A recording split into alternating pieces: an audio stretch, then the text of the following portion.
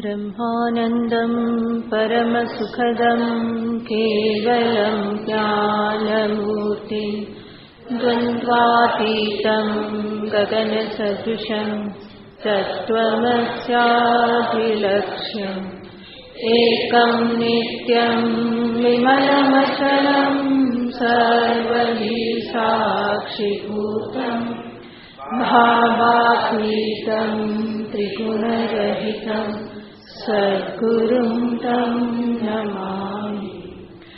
ॐ पार्थाय प्रतिबोधितां भगवता नारायणेन स्वयं व्यासेन ग्रथितां पुराणमुनिना मध्ये महाभारतम् अद्वैतामृतवर्षिणीं भगवतीं अष्टादशाध्यायिनीं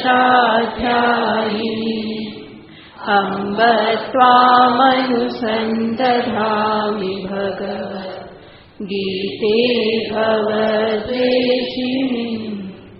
यं ब्रह्मा वरुणेन्द्ररुद्रमरुतः स्तुवन्ति वेदैः साङ्गपदक्रमोपनिषदैः गायन्ति यं सामगाः ध्यानावस्थिततद्गतेन मनसा पश्यन्ति यं योगिनः यस्यान्तं न विदुःसुरासुरगणा देवाय तस्मै नमः। यस्यान्तं न विदुःसुरासुरगणा देवाय तस्मै नमः।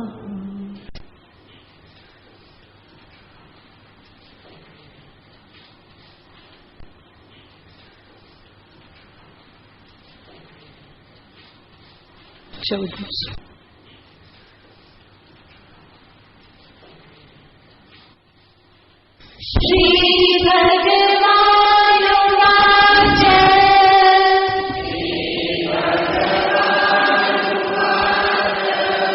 यदा सत्त्वे प्रवृद्धेतु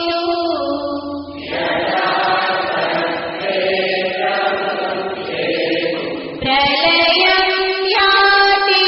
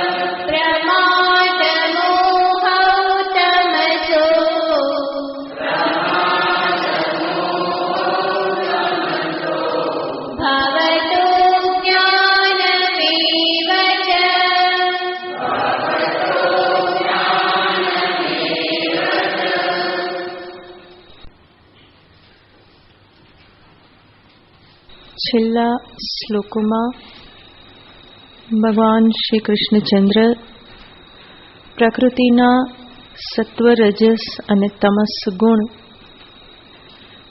કેવી રીતે કાર્ય કરે છે અને એના થકી મનુષ્ય કેવી રીતે બંધન પ્રાપ્ત કરે છે,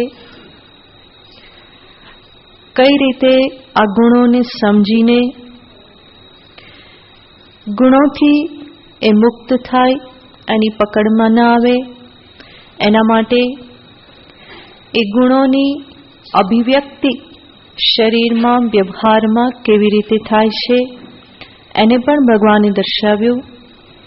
અને સાથે સાથે એ પણ દર્શાવ્યું ક્યારે કયા ગુણની વૃદ્ધિ સમયે મનુષ્ય મૃત્યુ પામે તો એને આગળ શું ગતિ પ્રાપ્ત થાય છે. સત્વની પ્રધાનતાથી, રજસની પ્રધાનતાથી અને તમસની પ્રધાનતાથી એ આગળ કયા જન્મને, કયા પ્રકારની ગતિને પ્રાપ્ત કરે છે એ પણ ભગવાને દર્શાવ્યું. આ બધું દર્શાવવાનું પ્રયોજન હતું કે મનુષ્ય ગુણને સમજી અને પોતાના જીવનમાં સત્વની વૃદ્ધિ કરે.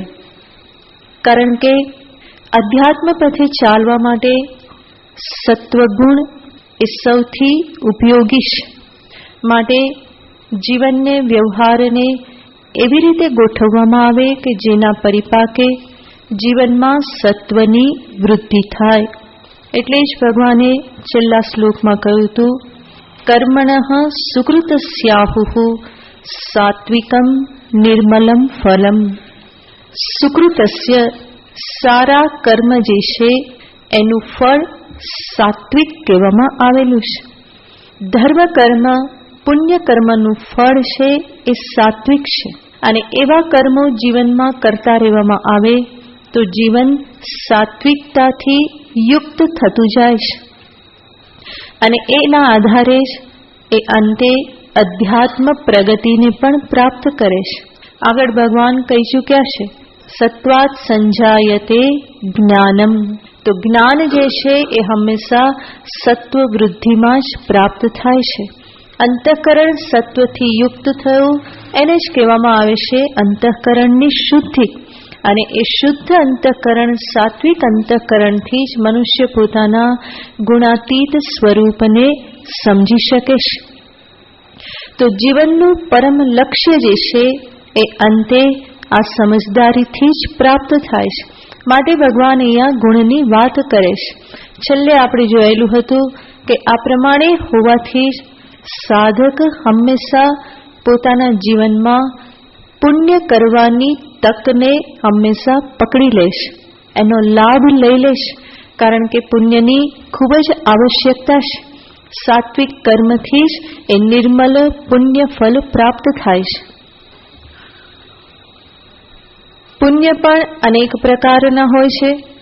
કેટલાક પુણ્યથી તમને ભૌતિક સુખ પ્રાપ્ત થાય અને કેટલાક પુણ્ય તમારી આધ્યાત્મિક પ્રગતિ કરાવનારા હોય. જ્યારે સત્કર્મનું ફળ સાત્વિક હોય અને સાથે સાથે નિર્મલ હોય, એનો અર્થ છે એની પાછળ કોઈ વિશેષ કામના, વાસનાનું જોર રહેલું ન હોય. તો એવા સત્કર્મનું ફળ નિર્મલ પુણ્ય છે. અને એ નિર્મલ પુણ્ય જે છે એ જ અધ્યાત્મ પથમાં વધારે કામ લાગે છે. બાકી પુણ્ય અનેક પ્રકારના હોય છે. જીવનમાં કોઈ પણ સુખ પ્રાપ્ત થાય છે તો એ પુણ્યનું ફળ છે. ભોગ સુખ પણ પુણ્યનું ફળ છે. પરંતુ જે સાધકને ભોગ સુખ નથી જોઈતું એનું એ પુણ્ય ધીમે ધીમે પછી શેમાં વપરાવા લાગે છે? અધ્યાત્મ સુખમાં, અધ્યાત્મ પ્રગતિ, અધ્યાત્મ સાધનામાં અનુકૂળતા પ્રાપ્ત થઈ રહે એટલા માટે એ પુણ્યનો ઉપયોગ કરે છે. તો આવી સાત્વિકતા વધારવા માટે શું કરવું જોઈએ? એક સુભાષિતમાં બહુ સરસ કહેવામાં આવેલું છે, જેમાં સર્વપ્રથમ કે છે ત્યજ દુર્જન સંસર્ગમ. त्यज दुर्जन संसर्गम भज साधु समागमम कुरु पुण्यम अहोरात्रम स्मर नित्यम नित्यताम. 4 બાબત દર્શાવવામાં આવેલી છે. સર્વપ્રથમ કહેશે त्यज दुर्जन संसर्गम, દુર્જનોના સંગનો ત્યાગ કરો. કારણ કે દુર્જન સંગ જે છે એ ક્યારેય પણ આપણને સત્કર્મમાં પ્રેરિત નહીં કરે, પરંતુ એ હંમેશા દુષ્કર્મમાં પ્રેરિત કરશે. એનો સંગ અંતરમાં કોઈ સાત્વિક ભાવના ઉત્પન્ન નહીં કરે, બલ્કि કોઈ દુર્ભાવ કુભાવને ઉત્પન્ન કરશે. અને એટલા માટે બાહ્ય રીતે આંતરિક રીતે સાધકને જો નિર્મલ રહેવું હોય તો એણે હંમેશા આ પ્રમાણે દુર્જન સંગનો ત્યાગ કરવો જોઈએ. બીજું કહેશે ભજ સાધુ સમાગમમ, સાધુ સમાગમનું સેવન કરો, સંતોનો સંગ કરો. જે સાધુ પુરુષ છે, સંત છે, સાધુ પુરુષ છે એનો અર્થ છે કે જેના અંતરમાં સત્વનું પ્રાધાન્ય છે. સત્વગુણના આધારે જ જે સાધુ છે, સંત છે. જેના અંતરમાં સહજ શાંતિ, પ્રસન્નતા, નિર્મલતા બની રહેશે. એવી વ્યક્તિનો સંગ કરવાથી મને પણ મારું જીવન વ્યવહાર બધું નિર્મલ કરવાની પ્રેરણા મળે. સાધુ સમાગમથી મને સાત્વિક કર્મની પ્રેરણા મળે, સદ્ભાવનાની પ્રેરણા મળે, સત્કર્મની પ્રેરણા મળે, આ બધું સદવ્યવહારની પ્રેરણા મળે. એ બધું સાધુ સમાગમથી સંભવ બને છે. ત્રીજું કહેશે એક તો દુર્જનનો ત્યાગ અને સાધુજનોનો સમાગમ. ત્યાર પછી કહેવામાં આવ્યું છે કુરુ પુણ્યમ અહોરાત્રમ, રાત દિવસ જ્યારે પણ તક મળે પુણ્ય કરો. અને પુણ્ય કર્મ જે શાસ્ત્ર વિહિત છે, બલ્કि સત્કર્મ કે પુણ્ય કર્મ, ધર્મ કર્મ આપણે પહેલા પણ જોયેલું હતું. શાસ્ત્રને ન જાણતા હોઈએ તો પણ હું જે કરી રહ્યો છું એ ધર્મ છે કે અધર્મ છે એવું જાણવા માટે વ્યક્તિનું પોતાનું અંતર જ માપદંડ છે. માટે આપણે જોયેલું હતું કે જે કર્મ કરતા પહેલા મારા મનમાં ઉત્સાહ હોય,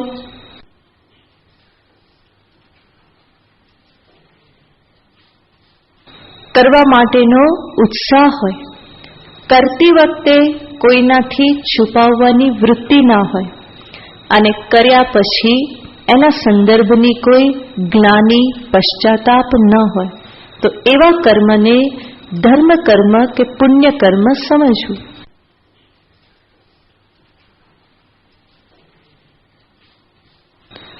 જે કર્મ કરતા પહેલા મનમાં હિચકિચાટ થાય, કરતી વખતે બીજાથી છુપાવવાની વૃત્તિ થાય, અને કર્યા પછી મનમાં પશ્ચાતાપ કે જ્ઞાની થાય, તો સમજવાનું કે એ કર્મ અધર્મ કે અયોગ્ય કર્મ છે.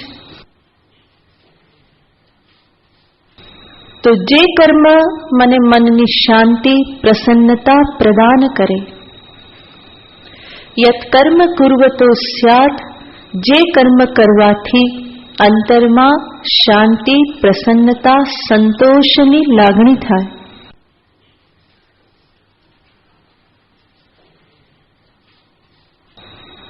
યત કર્મ કુર્વતો સ્યાત પરિતોષોંતરાત્મનઃ તત્ પ્રયત્નેન કુર્વીત, એવા કર્મ પ્રયત્નપૂર્વક કરવા જોઈએ અને બીજા બધા છોડવા જોઈએ.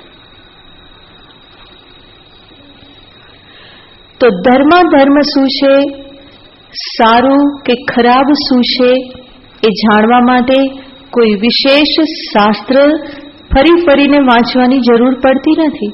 પોતાનો જ અંતરાત્મા કે શુદ્ધ અંતઃકરણ જે છે એ એના માટે માપદંડ છે. તો કુરુ પુણ્યમ અહોરાત્રમ.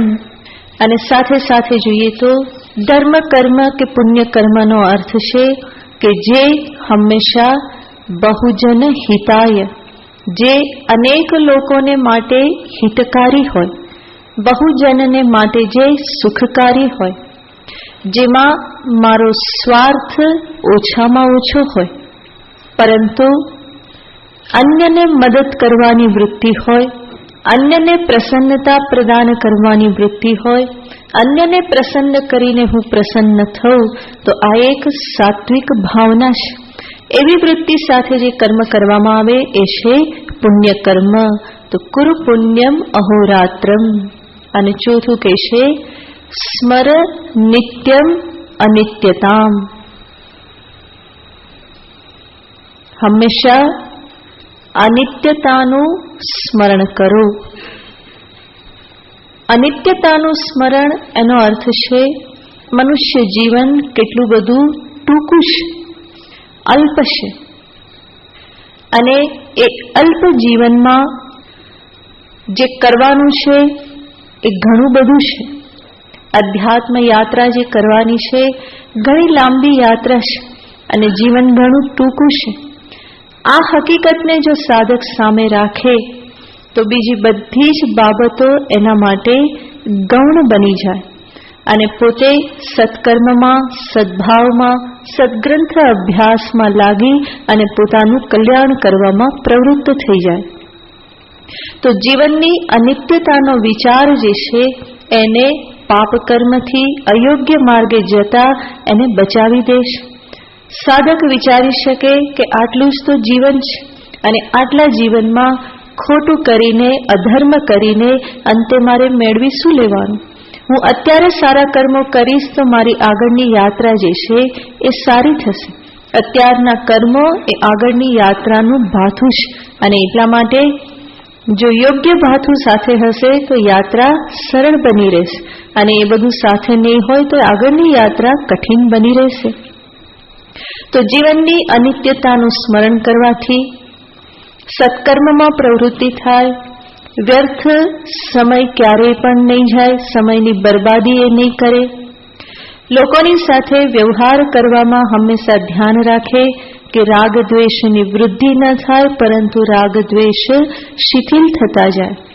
સંબંધો વધારે ને વધારે મારા મનને ઓક્યુપાય કરનારા ન બને પરંતુ મારા સંબંધો એવા હોય કે જેથી કરીને એ અધ્યાત્મ પ્રગતિમાં મને વચ્ચે આવે નહીં. તો આ બધી બાબતો જે છે એ જગતની અનિત્યતાને, આ જીવનના ક્ષણભંગુરત્વ, અલ્પકાલને સામે રાખવાથી આ બધી બાબતોમાંથી મન મુક્ત રહેશે. વિષયોની અનિત્યતાનું ચિંતન કરે તો વિષયો પ્રત્યેનો જે મોહ જે છે એમાંથી પણ મુક્ત થાય. તો અનિત્યતાનું ચિંતન જે છે, ઘણી વખત જ્યારે આવું કહેવામાં આવે કે અનિત્યતાને યાદ કરો તો એવું લાગે કે જાણે અનિત્યતાને યાદ કરવાથી હતાશા, નિરાશા પ્રાપ્ત થઈ જાય. તો એ હતાશ કરવા માટે નથી, બલ્કિ અનિત્યતાનું સ્મરણ જે છે એ સાધકને પોતાના લક્ષ્ય પ્રતિ આગળ વધવા માટે એને જાણે કે એક ધક્કો લગાવે છે, એને યાદ અપાવે છે કે ભાઈ સમય બહુ ઓછો છે, જેટલો સમય છે એમાં મારે ઘણું બધું કરવાનું છે, હજુ ઘણું આગળ જવાનું છે. તો એ રીતે અનિત્યતાનું સ્મરણ એ હતાશ કે નિરાશ કરવા માટે નથી, પરંતુ આપણા પ્રમાદ, આળસને ખંખેરવા માટે છે. હું પ્રમાદ ન કરું, આળસ ન કરું, સમયની બરબાદી ન કરું, એવી રીતનો હું વ્યવહાર ન કરું કે જેથી કરીને એ વ્યવહારની પાછળ ફરી મારે ઘણો બધો સમય આપવો પડે. એવી રીતે હું કોઈની સાથે બોલું, વચન ન કરું કે જેથી કરીને પાછળથી મારે બધું સરખું કરવું પડે. કંઈક બોલી નાખ્યું આવેશમાં આવીને અને પછી સરખું કરવા માટે 2 કલાક કાઢવા પડે, સાથે બેસાડીને સમજાવટ કરીને. અને એવું નહીં તો પણ વિક્ષેપ મનમાં થયા કરે, અંદરથી થયા કરે કે આ કંઈ ખોટું થઈ ગયું. એનો અર્થ શું? મન તો એમાં ઓક્યુપાય થઈ ગયું, પછી એ બીજું કંઈ કરવા માટે સમર્થ રહેતું નથી. તો બોલવાનો વ્યવહાર એવી સજાગતાથી કરીએ કે બોલ્યા પછી, એક વાક્ય બોલ્યા પછી એની પાછળ 2 કલાક કાઢવા ના પડે, પરંતુ વાક્ય બોલ્યા પછી એ ભૂલાઈ જાય, એને યાદ ન રાખવું પડે. તો એવી રીતે પોતાના જીવનના વ્યવહારોને ગોઠવીએ કે જેથી કરીને એ વ્યવહાર મને બીજા અનેક વ્યવહારની સાથે પાછો જોડે નહીં. તો એ અનિત્યતાનું ચિંતન કરવાથી સંભવ બને છે. તો આ બધું સાધકને માટે કહેવામાં આવ્યું. આના થકી એના જીવનમાં સાત્વિકતા ધીમે ધીમે વૃદ્ધિ પામે અને એ જ એને આગળ જતા અધ્યાત્મ પ્રગતિમાં સહાયભૂત થાય છે. અંતમાં ભગવાને ફરી આ 3 ગુણના કાર્યને બતાવી દીધું.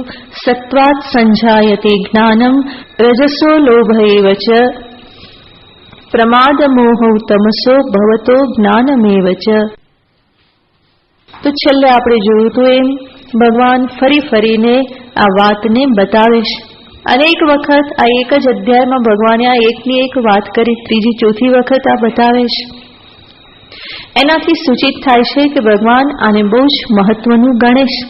આ સમજદારી, ગુણોના સંદર્ભની સમજદારી, ગુણો શું કાર્ય કરે છે, કેવી રીતે બંધનમાં નાખે છે, એ સમજદારી પ્રાપ્ત કરવી એ બહુ જ આવશ્યક છે. તો સત્વાત સંજાયતે જ્ઞાનમ, સત્વથી જ્ઞાન પ્રાપ્ત થાય છે. રજસો લોભ એવ ચ, રજો ગુણથી લોભની પ્રાપ્તિ થાય છે. અને એક વખત લોભ જાગે તો પછી એને અટકાવવો બહુ કઠિન છે. લોભાતુરાણામ ન ગુરુ ન બંધુ, જે લોભથી આતુર થઈ ગયો એને કોઈ ગુરુ નહીં, કોઈ બંધુ નહીં, એને તો શું દેખાય છે? એક જ દેખાય છે, બસ આ જોઈએ છે, એના સિવાય બીજું કંઈ નહીં. તો લોભ જે છે એ પણ મનને પકડી લેશે. અને તમો ગુણનું કાર્ય છે પ્રમાદ મોહ તમસુ, તમસનું કાર્ય છે પ્રમાદ અને મોહ, એ પણ બુદ્ધિને બુઠ્ઠી કરી નાખે છે કે જે અજ્ઞાનનું જ કાર્ય છે. આટલું કહ્યા પછી આગળના શ્લોકમાં ભગવાન મૃત્યુ પછીની જે ગતિ છે એને આ ગુણોના આધારે દર્શાવે છે. 18મો શ્લોક. ऊर्ध्वं गच्छन्ति सत्त्वस्था,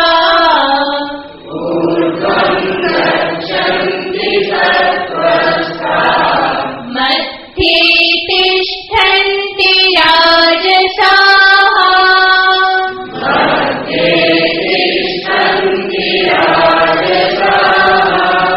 जगन्यगुणवृत्तिस्था,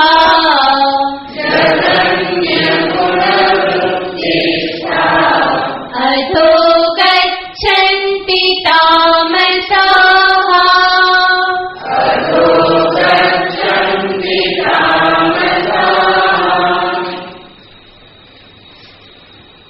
ऊर्ध्वं गच्छन्ति सत्वस्था.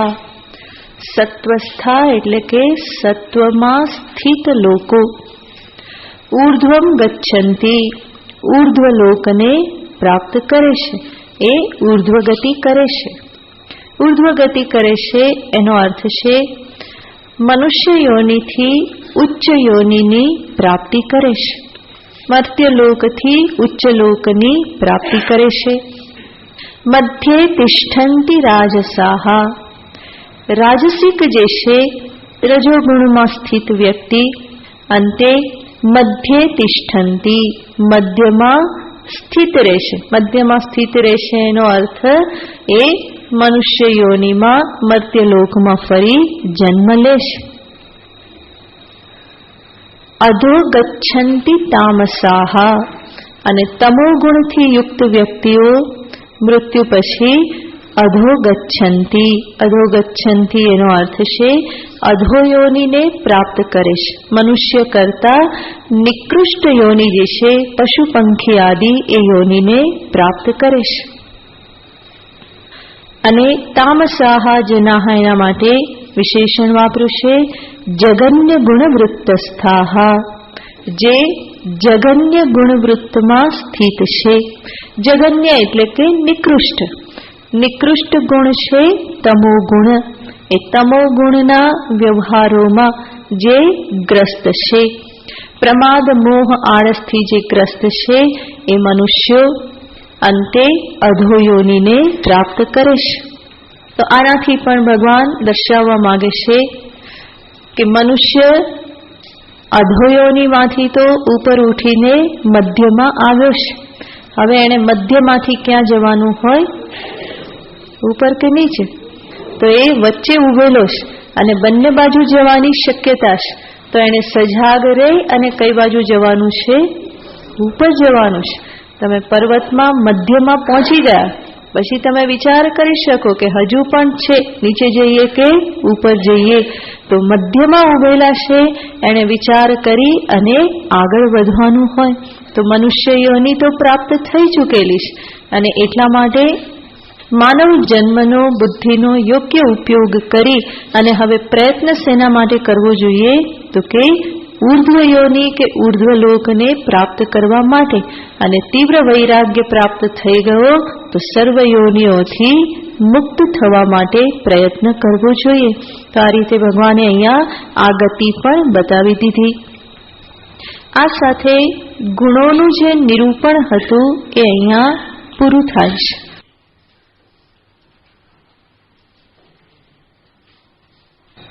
અત્યાર સુધી પ્રકૃતિના ગુણ, ગુણોનું કાર્ય, એ ગુણોમાં જે સ્થિત છે એની ગતિ, આવી અનેક વાતો ભગવાને કરી. અને આની પૂર્વે 13મા અધ્યાયમાં ભગવાને બતાવેલું હતું કે કારણમ ગુણસંગોસ્ય સદસદ યોનિ જન્મસુ. આ મનુષ્યોની સદ અસદ યોનિ જન્મ માટે આ ગુણસંગ જે છે એ કારણ છે. ગુણો સાથેનો સંગ, ગુણોમાં તાદાત્મ્ય સંબંધ, ગુણોમાં આત્મભાવ જે છે એ જન્મ માટેનું એ કારણ છે. તો ત્યાં ભગવાને એ જે કારણ દર્શાવ્યું હતું ત્યાર પછી આગળ એ પણ દર્શાવેલું હતું કે આ ગુણોમાંથી જે મુક્ત થાય છે, ગુણમાંથી જે આસક્તિ હટાવે છે, એની સાથેના સંગથી જે મુક્ત થઈ જાય છે અને જે જાણે છે કે ગુણાગુણેષુ વર્તન્તે, એ આ યોનિઓમાંથી મુક્ત થઈ જાય છે. તો ભગવાન ત્યાં જે બતાવેલું હતું એને ફરી અહીંયા 2 શ્લોકમાં બતાવે છે કે જે આ પ્રમાણે જાણી લેશે કે આ ગુણ શું છે, ગુણની સ્થિતિ શું છે, ગુણથી પોતે કેવી રીતે અલગ છે, પોતાનું સ્વરૂપ, ગુણોનું સ્વરૂપ, આ વિવેક જે કરી લેશે એવી વ્યક્તિને શું પ્રાપ્ત થાય છે એની ભગવાન હવે વાત કરે છે કે આ ગુણો સાથેનો સંગ એ અજ્ઞાન મૂલક છે. જે આ અજ્ઞાનની નિવૃત્તિ કરી દે, પોતાના ગુણાતીત સ્વરૂપને જાણી લે, ગુણ અને સ્વરૂપ આ બંને વચ્ચેનો વિવેક જે કરી લે, તો એ વ્યક્તિ આ સંસાર ચક્રથી મુક્ત થઈ જાય છે, મોક્ષને પ્રાપ્ત કરે છે. તો અહીંયાથી ભગવાન ગુણાતીત વ્યક્તિ જે છે એનું નિરૂપણ પ્રારંભ કરે છે. હજુ એના વિશે અર્જુન પ્રશ્ન પૂછવાના છે, પરંતુ અર્જુન પ્રશ્ન પૂછે એટલા માટે કંઈક તો સ્ટડી કરવી પડે ને. એમનેમ તો અર્જુન પ્રશ્ન કેવી રીતે પૂછે? માટે ભગવાન એવું કંઈક કરી રહેલા છે કે જેથી કરીને અર્જુનને પ્રશ્ન પૂછવાની ઈચ્છા થાય. મૂળ તો ભગવાનના અંતરમાં ઈચ્છા છે. શું ઈચ્છા છે? ગુણાતીત વ્યક્તિના લક્ષણો બતાવવા, એ દર્શાવવું કે ગુણાતીત કેવો હોય. પણ હવે એમનેમ કેમ વાત કરવા લાગે? ભગવાનને થાય કે ક્યારનો હું એમનેમ જ બોલી રહ્યો છું, અર્જુને તો કંઈ પૂછેલું નથી, ઘણું બધું બતાવી દીધું. હવે અર્જુન કંઈક પૂછે ને હું બોલું તો કંઈક સારું લાગે, નહીં તો એમનેમ જ બોલતો જવું તો વિચિત્ર લાગે. ગુણોની વાત કરીને પછી ગુણાતીતની વાત કરવા લાગુ તો એવો સંબંધ સરખો બેસે નહીં. પરંતુ અર્જુન પ્રશ્ન પૂછે એટલા માટે કંઈક તો ચાવી ગુમાવવી પડે. તો ભગવાન એ ચાવી ગુમાવવાની અહીંયા એ ચેષ્ટા કરે છે. ધીમે ધીમે ગુણાતીતની વાત પ્રારંભ કરે છે. એવી રીતે વાત કરે છે કે જેથી કરીને અર્જુનને પ્રશ્ન પૂછવાની ઈચ્છા થઈ જાય. તો આગળનો શ્લોક. નાન્યં ગુણેભ્યઃ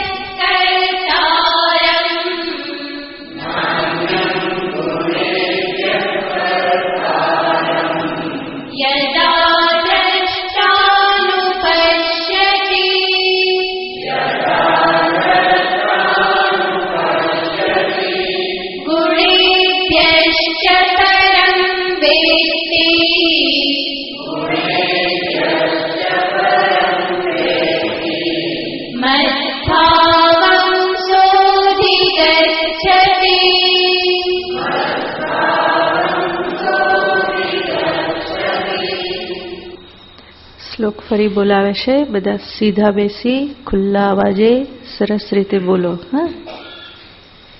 નાન્યં ગુણેભ્યઃ કર્તારम्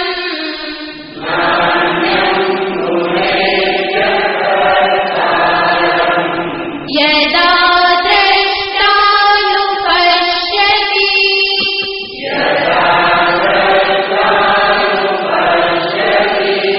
ગુણેભ્યશ્ચ પરં વેત્તિ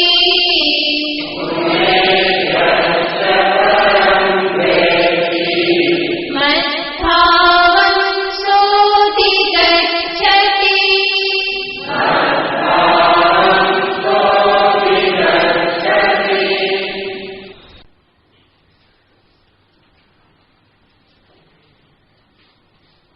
ભગવાન આ શ્લોકમાં બે વાત કરે છે. નાન્યમ ગુણેભ્યઃ કર્તારમ યદા દ્રષ્ટા અનુપશ્યતિ. જ્યારે દ્રષ્ટા, જોનાર એટલે સમજનાર, જે જ્ઞાની. દ્રષ્ટા એનો અર્થ સાધક પણ લઈ શકો. યદા દ્રષ્ટા, જોનારો, દ્રષ્ટા. ગુણેભ્યઃ અન્યમ કર્તારમ ન અનુપશ્યતિ. ગુણોથી ભિન્ન એવા કર્તાને જોતો નથી. એનો અર્થ ગુણ કર્તા છે, એના સિવાય બીજું કોઈ કરતા નથી. આ એક વાત. અને બીજું કહેશે ગુણેભ્યશ્ચ પરમ વેત્તિ. અને પોતાને ગુણોથી પર જાણે છે.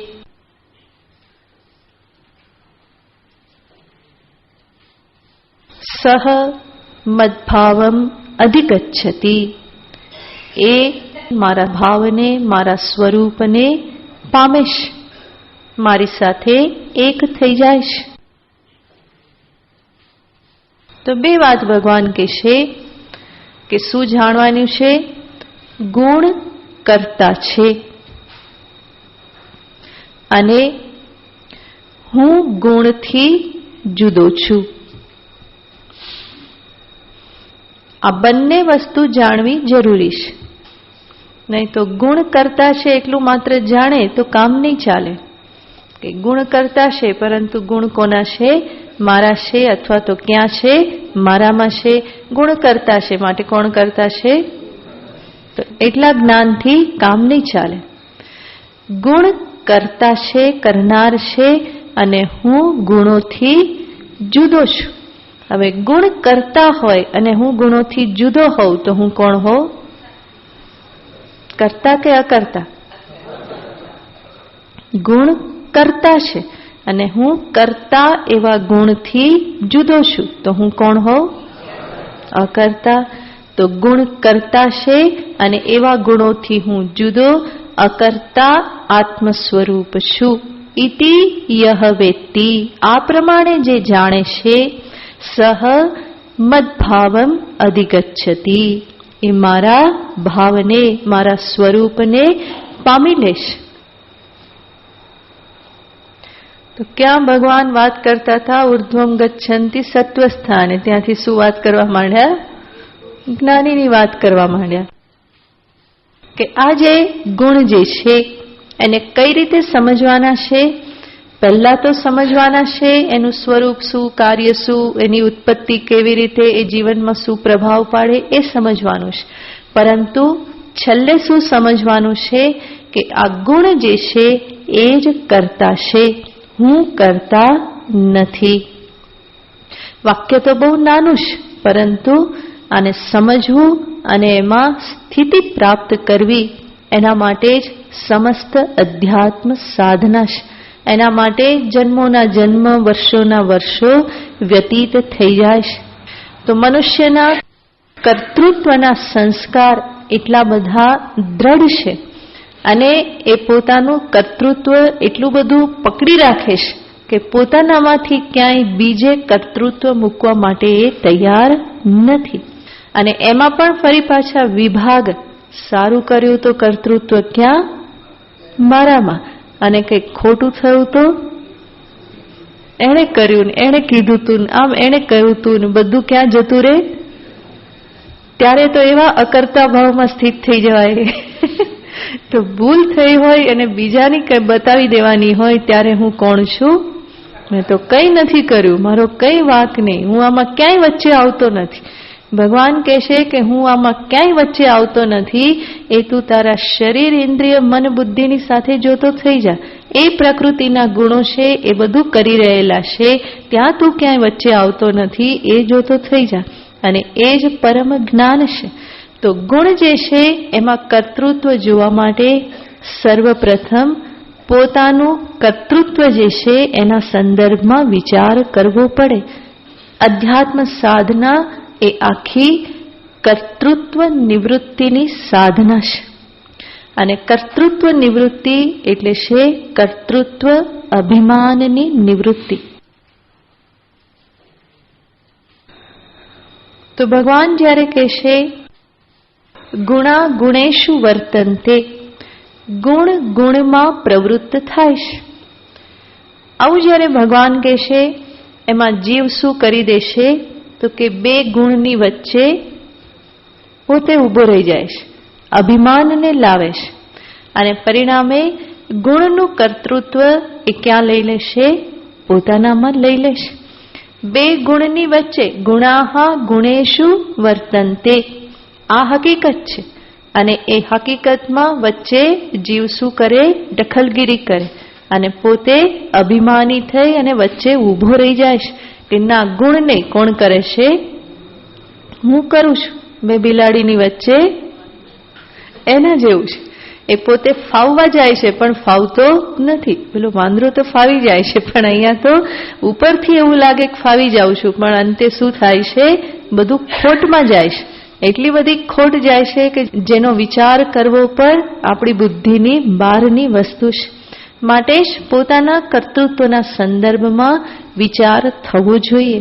આજે કર્તૃત્વ અભિમાન, કર્તૃત્વ માટેની આસક્તિ, દુરાગ્રહ, આ બધું જે છે એના કારણે જ આ બધું છૂટતું નથી. તો એ કર્તૃત્વ કે જે દ્રઢ રીતે પોતાનામાં વણાયેલું છે, એ કર્તૃત્વને છોડવા માટે આચાર્યો એક આખી પ્રક્રિયા બતાવે છે, જેનો આપણે સંક્ષેપમાં વિચાર કરીશું. પહેલા પણ ક્યારેક આપણે વિચાર કરેલો છે, પણ ફરી અહીંયા વિચાર કરીશું કે એકદમ જ પોતાનામાંથી કર્તૃત્વને દૂર કરી શકાતું નથી. માટે કર્તૃત્વ કે કર્તૃત્વ અભિમાન છોડવા માટે સર્વપ્રથમ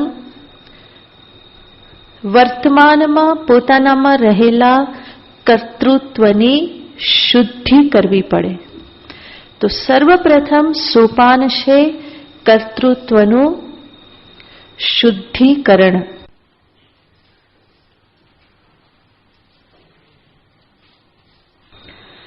કર્તૃત્વનું શુદ્ધિકરણ એનો અર્થ છે કર્તૃત્વને શુદ્ધ કરવું. તો મનુષ્યમાં જે કર્તૃત્વ રહેલું છે એ કર્તૃત્વનો પ્રયોગ એ અનેક રીતે કરે છે, અભિમાન એ અનેક રીતે કરે છે.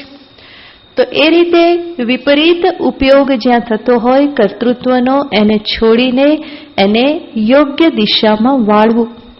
અને એ કેવી રીતે સંભવ બને? તો કે ધર્માચરણથી સંભવ બને.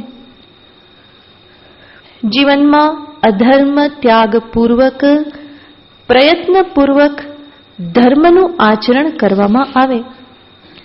હું એ જ કરું જે કરવું જોઈએ, મને ગમે તે કરું, મને ગમે તે ન કરું એવું નહીં, પરંતુ જે કરવું જોઈએ એ હું કરું, જે મારા અને સમાજના હિતમાં હોય એવું હું કરું.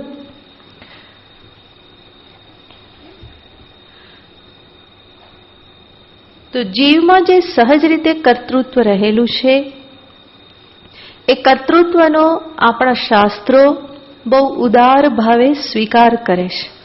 અને એટલા માટે જ વેદનો મોટો ભાગ વિધિ નિષેધ રૂપી કર્મકાંડને બતાવે છે. શાસ્ત્ર તો અંતે અકર્તા આત્માનો ઉપદેશ આપવા માંગે છે, અને છતાં પણ 80% વેદ ભાગ જે છે એ કર્મકાંડ છે. અને એમાં જીવના અજ્ઞાન મૂલક કર્તૃત્વનો ઉદાર ભાવે સ્વીકાર કરી અને એને અનેક વિધિ નિષેધ શાસ્ત્ર શ્રુતિ માતા બતાવે છે. તો જે કર્તૃત્વ જે છે એ વિધિ નિષેધને અનુરૂપ ચાલવાથી જે વિહિત છે એને હું કરું, જે નિષિદ્ધ છે એને હું ન કરું. જેને ભગવાન આગળ કહી ચૂક્યા છે, સત્કર્મ કરો, અસત્કર્મનો ત્યાગ કરો. આના થકી ધર્માચરણ થકી કર્તૃત્વની શુદ્ધિ થાય છે. અને શાસ્ત્રીય માર્ગે ચાલવાથી ધીમે ધીમે જ્યારે આ પ્રમાણે કર્તૃત્વની શુદ્ધિ થઈ, તો પછી આગળ બીજું સોપાન આવે છે કર્તૃત્વનું ઊર્ધ્વીકરણ. કર્તૃત્વનું ઊર્ધ્વીકરણ, એને ઉપર લઈ જવું, શ્રેષ્ઠતા તરફ લઈ જવું.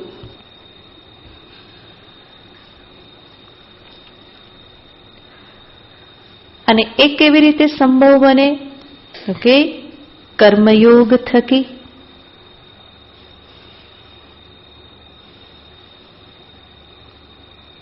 હું જે કંઈ પણ શાસ્ત્ર વિહિત કર્મ કરું એ પણ કર્મયોગ ભાવનાથી કરું, ઈશ્વરને સામે રાખીને કરું.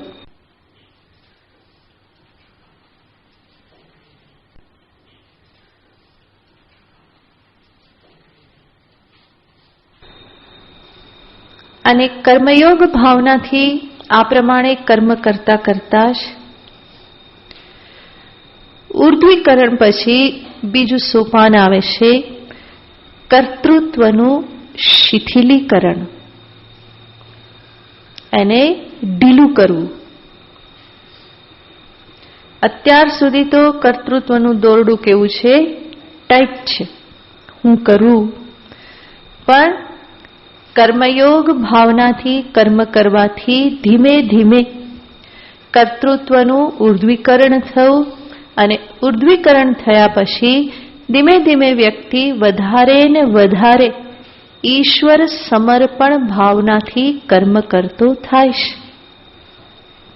અને એ જોતો થાય છે કે હું તો માત્ર નિમિત્ત છું, કરનાર કરાવનાર માત્ર ઈશ્વર છે.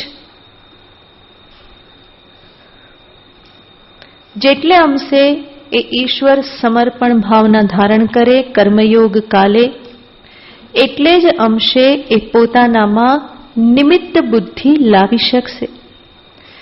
જે કંઈ પણ થઈ રહેલું છે એ ઈશ્વરની પ્રેરણાથી, ઈશ્વરે આપેલી શક્તિથી, એને જ આપેલી ઇન્દ્રિયોની શક્તિથી, એને જ આપેલા ધનથી, એને આપેલા સાધનોથી, એને રચેલા આ જગતમાં હું કર્મ કરી રહ્યો છું. અને કંઈ પણ સત્કર્મ કરવા માટે એણે મને નિમિત્ત બનાવ્યો છે. તો વાસ્તવિક કર્તા એ છે, હું તો માત્ર એના માટે ઇન્સ્ટ્રુમેન્ટ છું, સાધન છું, નિમિત્ત છું. એ મારો ઉપયોગ કરી અને આ જગતમાં એનું કંઈક કાર્ય સિદ્ધ કરે છે.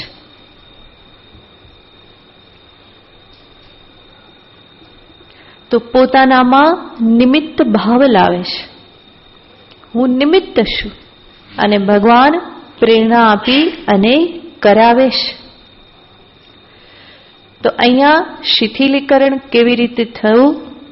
તો કે સાધક જે છે એ કર્તૃત્વને પોતાની અને ઈશ્વરની વચ્ચે વહેંચી દઈશ 50-50. હું એનું સાધન છું, નિમિત્ત છું, પણ નિમિત્ત તો ખરો, એ પાછું અંદર બની રહેશે. એ અભિમાન ફરી પાછું બની રહેશે, નિમિત્તત્વનું અભિમાન. અને એટલે આને ભાગીદારી કહેવાય કે એણે શું કર્યું? કર્તૃત્વમાં ભાગીદારી કરી. પણ કમસે કમ ભાગીદારી તો કરી. અત્યાર સુધી શું હતું? હું ને હું જ, મારું જ બધું, હું જ કરું છું, બીજું કોઈ નહીં. હવે શું આવ્યું? મારી સાથે સાથે કોણ છે પાર્ટનર? ઈશ્વર, ભગવાન છે. તો કર્તૃત્વ જે છે એ વહેંચાઈ ગયું. થોડી તો પકડ ઢીલી થઈ ને. આ રીતે કર્તૃત્વનું શિથિલીકરણ થાય, મારી અને ઈશ્વરની વચ્ચે એ વહેંચાય.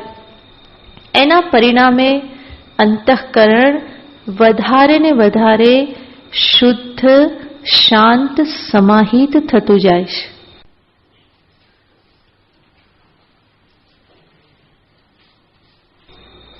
અને ત્યાર પછી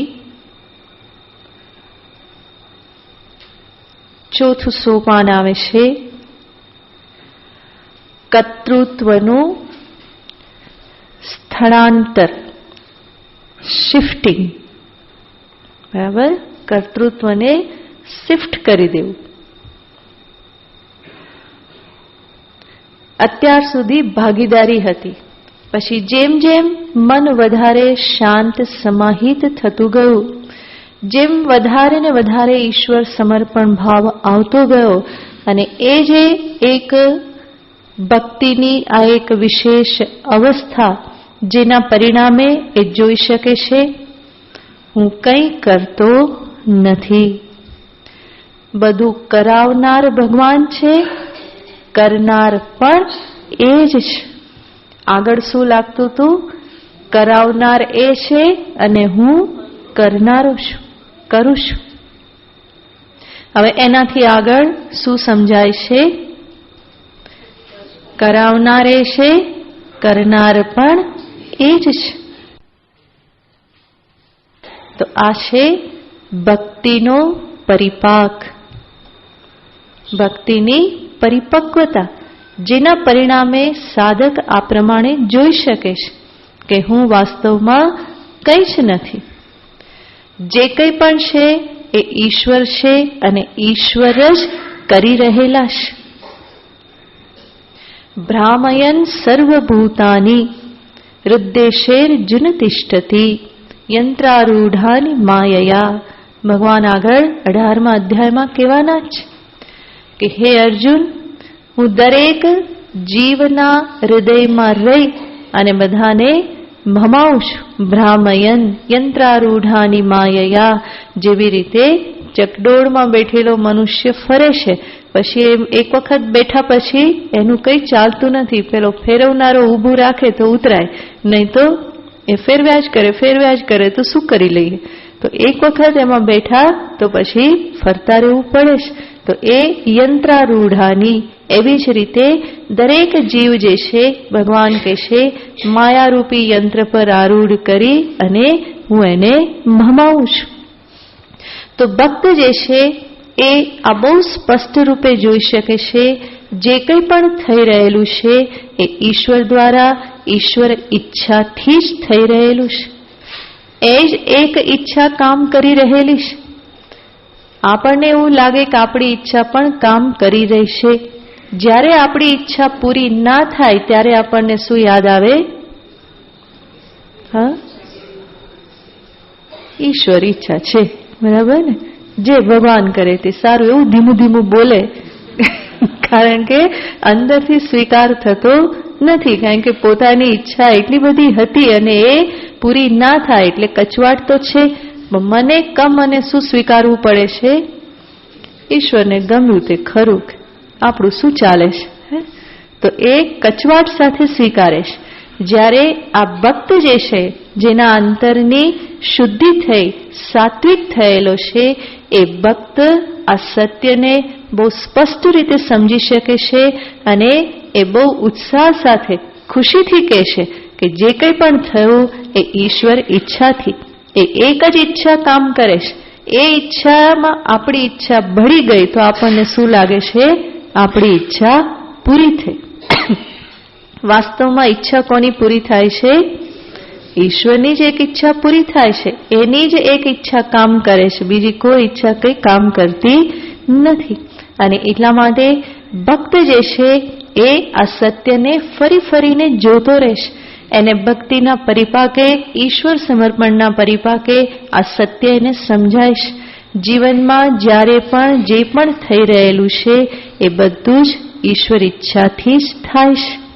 મને ગમતું ન ગમતું બધું જ કોની ઈચ્છાથી થઈ રહેલું છે? ઈશ્વર ઈચ્છાથી જ થઈ રહેલું છે. હું કંઈ કરતો નથી, બધું જ કરનાર કરાવનાર માત્ર ને માત્ર ઈશ્વર જ છે. તો કર્તૃત્વ ક્યાં જતું રહ્યું? ઈશ્વરમાં. હવે એનું ઘર બદલી નાખ્યું આપણે, બરાબર ને? ક્યાં મૂકી દીધું? ઈશ્વરમાં મૂકી દીધું. તો ઈશ્વરમાં મૂકતા પહેલા કેટલી બધી વાર લાગે છે, કારણ કે એ એટલું બધું અંદર દ્રઢ થઈ ગયેલું છે કે સીધે સીધું એને કઢાતું નથી. એ શિથિલ થયા પછી જ આ પ્રમાણે એનું શિફ્ટિંગ સંભવ બને છે કે હવે એને હું ત્યાં મૂકું. તો જે કર્તૃત્વ જે છે એને ઈશ્વરમાં મૂકી દેવામાં આવ્યું. હવે અહીંયા સુધી સાધક પહોંચે ત્યાર પછી હજુ આગળ બાકી રહેશે. ઈશ્વરમાં કર્તૃત્વ મૂકી દેવાથી કામ પતતું નથી. માટે આ પ્રમાણે ઈશ્વરમાં કર્તૃત્વ મૂક્યા પછી જે કર્મ, ભક્તિ, ઉપાસનાથી અંતઃકરણ જે તૈયાર થયું છે, કર્તૃત્વ શિથિલ થયું, એને ઈશ્વરમાં મૂક્યું, એનો અર્થ એનું અભિમાન શિથિલ થયું છે. બરાબર? મુખ્ય વસ્તુ શું છે? કર્તૃત્વનું અભિમાન. હું કરું એ અભિમાન. તો એ અભિમાન શિથિલ થયેલું છે. અભિમાન શિથિલ થયું, ક્ષીણ થયું, કર્તૃત્વ આ પ્રમાણે શિથિલ થયું. એ બધી શેની નિશાની છે? અંતઃકરણ શુદ્ધિની નિશાની છે. અને આ પ્રમાણે શુદ્ધ થયેલું અંતઃકરણ પછી આગળ વિચાર ફરી કરી શકે કે જેવી રીતે હું મને કરતા માનતો તો પણ વાસ્તવમાં હું કરતા નથી, ઈશ્વર જ કરનારો છે. તો શું ઈશ્વર પણ વાસ્તવમાં કરનાર છે? ઈશ્વરનું કર્તૃત્વ પણ કેવું હશે? જે મારું કર્તૃત્વ સાચું નહોતું તો હવે ઈશ્વરમાં જે રાખ્યું, ઈશ્વરનું કર્તૃત્વ કેવું હશે? શું ખરેખર ભગવાન આ દરેક મનુષ્યને ઉત્પન્ન કરીને એને સુખ દુઃખ આપનારા ભગવાન જ છે? જો એવું હોય તો ભગવાન કેવા થઈ ગયા? પક્ષપાતી થઈ ગયા. કોઈને સુખ આપે, કોઈને દુઃખ આપે, કોઈનું સારું કરે, કોઈનું ખરાબ કરે. તો એનો અર્થ શું થયો? તો પછી ભગવાન ભગવાન રહે ને, એ પણ કેવા થઈ ગયા? આપણા જેવા. બરાબર? તો ઈશ્વર જે છે એમાં જો ખરેખર આવું કર્તૃત્વ હોય તો ઈશ્વરનું ઈશ્વરત્વ રહી શકે નહીં. તો આ પ્રમાણે વિચાર કરતા કરતા ધીમે ધીમે એ સાધક પ્રકૃતિ પુરુષ વિવેક કરતો થાય છે.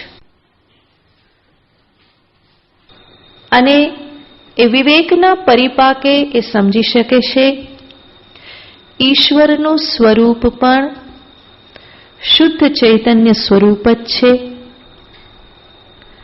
અકર્તા અભોક્તા સ્વરૂપ જ છે.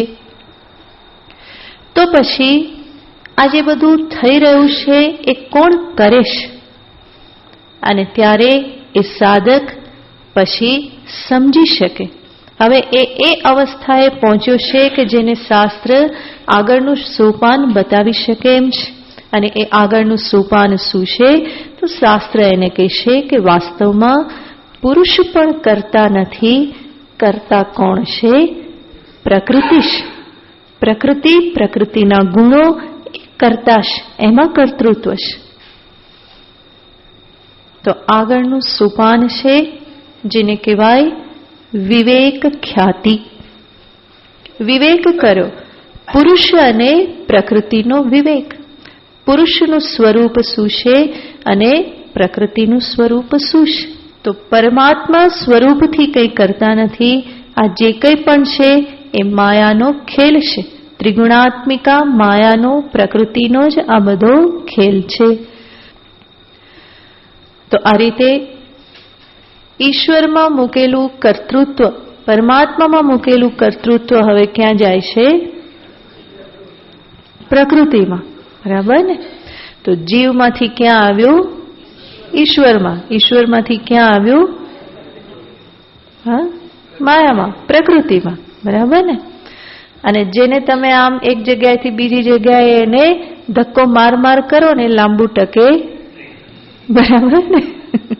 તો એવી રીતે આ કર્તૃત્વને પણ જ્યારે ઈશ્વરમાંથી પ્રકૃતિમાં મૂકી દેવામાં આવ્યું અને વિચાર કરવામાં આવે કે ખરેખર પ્રકૃતિના ગુણોમાં કર્તૃત્વ છે, વિચાર તો કરવો પડે. જેમ એ જીવમાં નથી, ઈશ્વરમાં નથી, અને હવે કહ્યું પ્રકૃતિમાં છે. તો પ્રકૃતિમાં કર્તૃત્વ મૂક્યું, આગળ હજુ વિચાર કરવો પડે છે કે ખરેખર પ્રકૃતિમાં કર્તૃત્વ હોઈ શકે ખરું? પ્રકૃતિ સ્વરૂપથી કેવી છે? જોરથી બોલો. જળ. બરાબર? અને જે જળ હોય એમાં કર્તૃત્વ હોય તો હવે પાછું ક્યાં મૂકશો એને? પ્રકૃતિ જળ છે, માટીમાં કર્તૃત્વ ન હોય તો ફરી પાછો ધક્કો ક્યાં લાગશે? ઈશ્વરમાં, ચેતનમાં હોય. બરાબર ને? તો ઈશ્વર કે જે શુદ્ધ ચૈતન્ય સ્વરૂપ, એમાં કર્તૃત્વ હોય? ના હોય. તો ત્યાંથી ધક્કો લાગ્યો તો ક્યાં ગયું? પ્રકૃતિમાં. ફરી પ્રકૃતિ કેવી છે? જળ છે. જળમાં હોય નહીં તો ક્યાં હોવું જોઈએ? ચેતનમાં. તો ભગવાન કે તસ્ય કર્તારમ અપી મામ વિદ્ધિ અકર્તારમ મામ. મને તો તું શું જાણ? અકર્તા. બધું કરું છતાં પણ હું કોણ? અકર્તા. એનો અર્થ શું? કર્તૃત્વને ક્યાંય ઘર મળતું નથી. બરાબર ને? બહુ અલગ ચલાણું રમ્યા, પણ હવે પછી કોઈ એને રાખવા માટે તૈયાર નથી. કોઈ કહે કે ના, જળમાં પણ નહીં, ચેતનમાં પણ નહીં, પણ ક્યાં છે? આ જળ ચેતન બે ભેગા થયા ને પછી શું આવી ગયું? પછી ત્યારે કર્તૃત્વ ઉત્પન્ન થઈ ગયું. સાચી વાત ને? એકલા જળમાં ન રહે, એકલા ચેતનમાં ના રહે, તો કર્તૃત્વ ક્યાં રહેશે? જળ ચેતન બે ભેગા થયા, એનો સંયોગ થયો અને પછી શું થયું? કર્તૃત્વ આવ્યું. અહીંયા પણ પ્રશ્ન એ જ છે, જળ અને ચેતનનો સંબંધ થવો સંભવ છે? સાચો સંબંધ થવો સંભવ છે? જળ અને ચેતન ખરેખર સંબંધ પામ્યા એવું છે? નથી ને? જળ અને ચેતનનો સંબંધ એ સ્વયં શું છે? ભ્રાંતિ, અધ્યાસ છે. અને માટે જળ ચેતનના સંબંધથી જણાતું કર્તૃત્વ પણ શું છે? ભ્રાંતિ, અધ્યાસ. વિવેક ખ્યાતિ પછી શું થયું? કર્તૃત્વમાં મિથ્યાત્વ નિશ્ચય.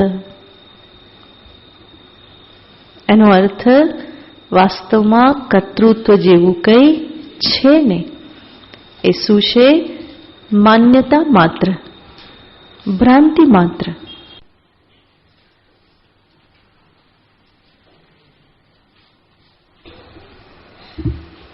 અને ભ્રાંતિનું તો એવું છે કે જે ભ્રાંત છે એ જ્યાં સુધી ભ્રાંતિને પકડી રાખે ત્યાં સુધી એ રહે, અને જે ક્ષણે એ સમજદાર થઈ ગયો એ ક્ષણે ભ્રાંતિ. બરાબર ને? તો કર્તૃત્વ જે ક્ષણે ખબર પડી કે આ ભ્રાંતિ છે એ ક્ષણે શું થઈ ગયું? કર્તૃત્વનો અત્યંતાભાવ. અને અંતે શું વધે છે? ચૈતન્ય માત્ર એકમેવા દ્વિતીયમ. તો આ પ્રમાણે કર્તૃત્વને છોડવાની, એમાંથી મુક્ત થવાની આ આખી પ્રક્રિયા છે. આપણે તો પ્રક્રિયા અડધો કલાકમાં જોઈ લીધી ને ક્યાં પહોંચી ગયા? ચૈતન્ય સ્વરૂપમાં, તત્વનિષ્ઠા. બરાબર? કેટલા વખતમાં? અડધા કલાકનું પેકેજ છે. બરાબર? તો અડધા કલાકમાં વાત થાય, પરંતુ વાસ્તવિક જે બુદ્ધિમાં એક પછી એક નિશ્ચય જે થવા જોઈએ એના માટે ઘણો દીર્ઘકાળ લાગે છે. એક એક ઉપર સમય આપી અને નિરંતર વિચાર કરતા રહેવું પડે છે. એ પ્રમાણે જીવન જીવતા રહેવું પડે છે. સામે રાખીને અત્યારે મારે શું કરવાનું છે? કર્તૃત્વનું શુદ્ધિકરણ. શુદ્ધિકરણ થયા પછી શું કરવાનું છે? બોલો. હા, જોઈને બોલો, વાંધો નહીં. આટલા વારમાં યાદ ના રહી જાય. બરાબર? એટલી તો મને ખબર પડે. જોઈને બોલો. બીજું સોપાન શું? કર્તૃત્વનું. ત્રીજું કર્તૃત્વનું. ચોથું કર્તૃત્વનું સ્થળાંતર. પાંચમું વિવેક ખ્યાતિ. અને પછી કર્તૃત્વનો મિથ્યાત્વ નિશ્ચય. બરાબર? અંતે તત્વનિષ્ઠા, અકર્તૃ સ્વરૂપ તત્વમાં નિષ્ઠા. તો આ બધા સાધનાના સોપાનો છે. ભગવાન અહીંયા આપણને એ જ અકર્તૃ સ્વરૂપની વાત કરવા માંગે છે.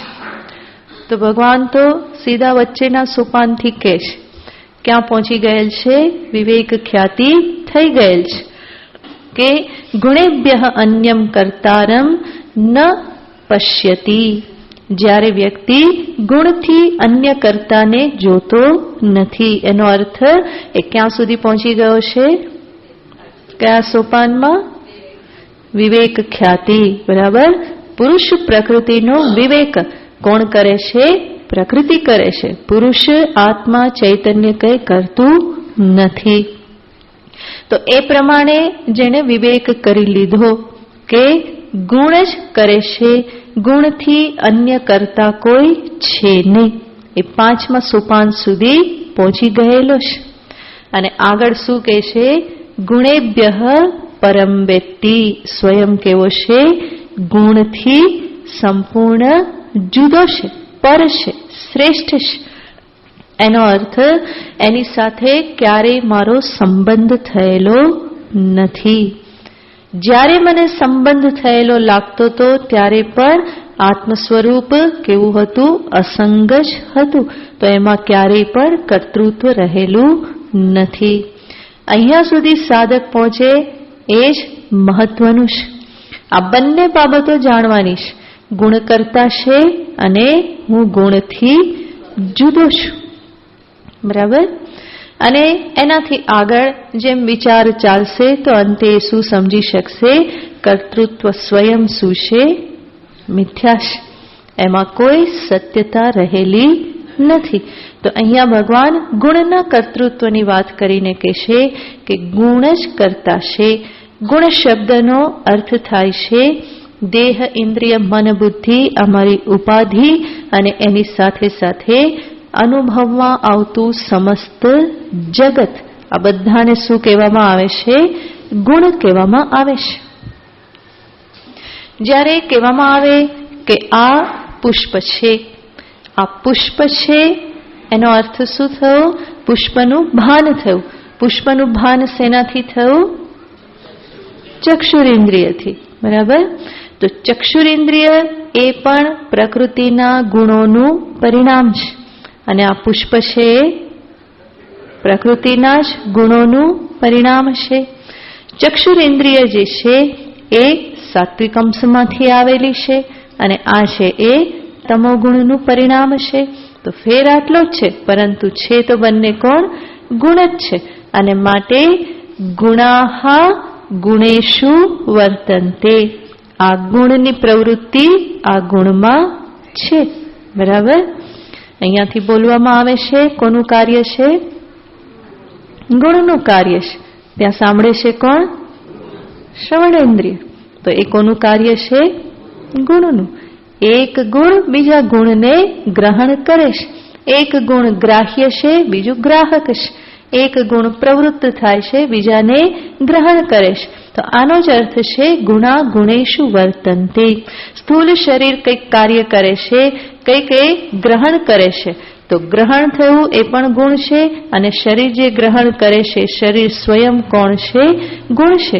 કારણ કે આખું જગત, દેહાદિ અને અનુભવમાં આવતું જગત, આ બધું જ શું છે? ગુણ જ ગુણ છે. ત્રિગુણાત્મિકા માયાનું જ કાર્ય છે, અને માટે બધો ખેલ જે છે એ માયાનો જ ખેલ છે. એટલે તો આપણા વડવાઓ બોલતા હોય કે આ બધો માયાનો ખેલ છે. એ માયાનો ખેલ એટલે શું?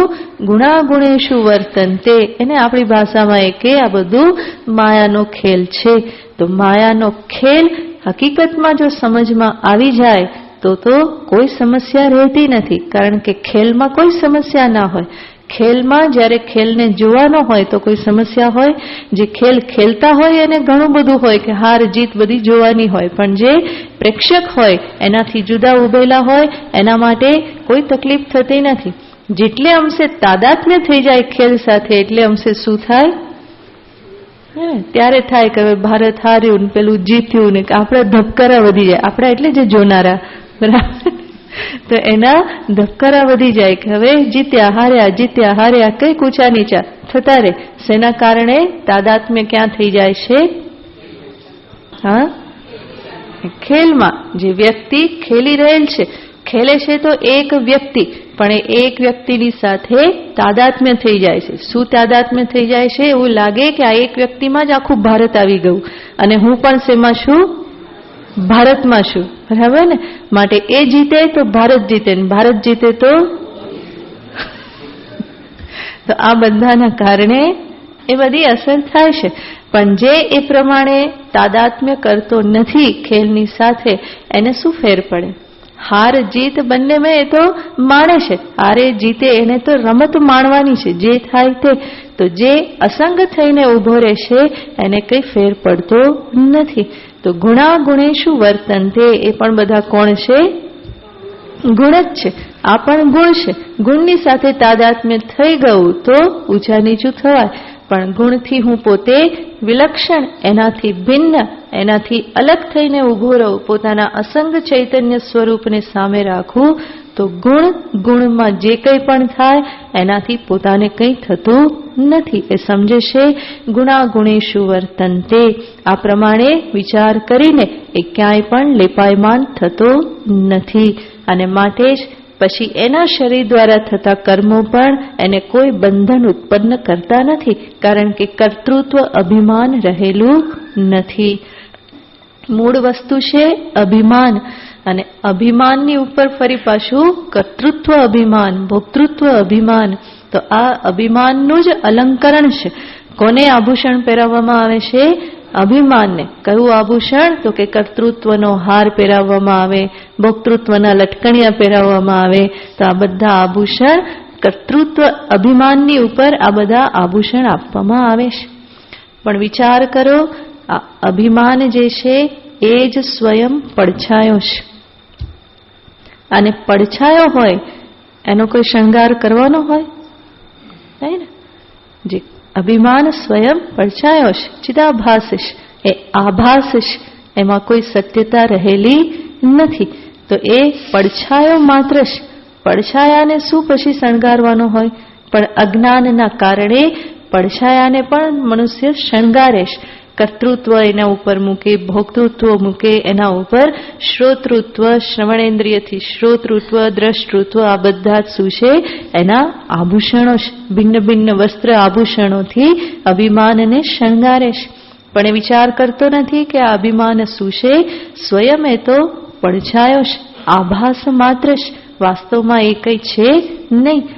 અને જે એને પડછાયો માને એનાથી શું એને ચિંતા થાય? આપણને જ્યારે ખબર છે કે આ માત્ર છાયા છે, પડછાયો છે, તો તમે સવારે ઊભા હો ને તમારી છાયા ત્યાં છેક પહોંચે તો તમને તકલીફ થઈ જાય કે અરે રે હું આટલો લાંબો થઈ ગયો, હવે શું કરીશ, ઘરમાં કેમ જઈશ, હવે દરવાજો નાનો પડશે. અને બપોરે કેટલા ટૂંકા થઈ ગયા, એનાથી કોઈ તકલીફ થાય છે? કંઈ થતી નથી. એના માપના કપડાં સીવડાવો છે? નથી સીવડાવવા પડતા. કેમ? કારણ કે ખબર છે કે શું છે? એ પડછાયો માત્ર છે અને હું એનાથી ભિન્ન છું. તો એવી જ રીતે મનુષ્ય જ્યારે સમજી લે કે આ દેહાદિ જે છે એ પડછાયો માત્ર છે, એની સાથેનું જે તાદાત્મ્ય જે છે એ ભ્રાંતિ માત્ર છે, હું તો એનાથી તદ્દન વિલક્ષણ અસંગ, અકર્તા, અભોક્તા, નિત્ય, શુદ્ધ, બુદ્ધ, મુક્ત, ચિન્માત્ર સ્વરૂપ એક અખંડ તત્વ માત્ર છું. એવા મારામાં નથી કર્તૃત્વ, નથી ભોક્તૃત્વ. આ પ્રમાણે યદા અનુપશ્યતિ, જ્યારે આ પ્રમાણે જુએ છે, ગુણેભ્યશ્ચ પરમ વેત્તિ તદા સહ મદ્ભાવમ અધિગચ્છતિ, ત્યારે એ મારા ભાવને, મારા સ્વરૂપને, અકર્તૃ અભોક્તૃ સ્વરૂપને એ પ્રાપ્ત કરી લેશે. આગળનું પછી ઓમ પૂર્ણમદઃ પૂર્ણમિદં પૂર્ણાત પૂર્ણમુદચ્યતે પૂર્ણસ્ય પૂર્ણમાદાય પૂર્ણમેવાવશિષ્યતે. ઓમ શાંતિ શાંતિ શાંતિ. હરિઃ ઓમ શ્રી ગુરુભ્યો નમઃ. હરિઃ ઓમ.